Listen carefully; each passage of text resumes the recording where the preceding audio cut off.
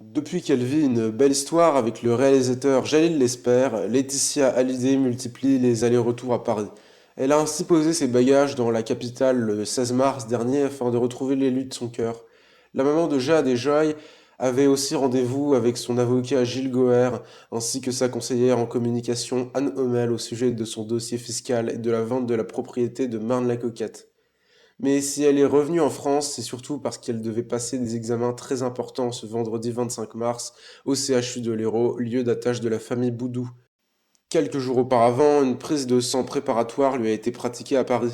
Mais les résultats de celle-ci ont suscité l'inquiétude du corps médical. En effet, les analyses ont révélé une hypokaliémie, ce qui correspond à une diminution de la quantité de potassium dans le sang. Cette anomalie pouvant entraîner des complications fatales. C'est à l'hôpital américain de Neuilly-sur-Seine que Laetitia Hallyday a été prise en charge en urgence. Se sentant très faible, elle aurait immédiatement été placée sous perfusion. Fort heureusement, l'alerte n'a duré été que de courte durée. Ce mardi 22 mars, un peu plus de 24 heures après sa prise en charge à l'hôpital américain, elle a pu quitter l'établissement.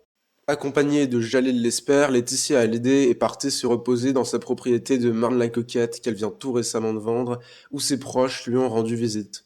Comme prévu, elle s'est ensuite envolée direction le sud de la France, où elle fera probablement l'objet d'examens complémentaires. Plus de peur que de mal pour la mère de David et Laura, qui a pu compter sur le soutien des siens en ce moment difficile.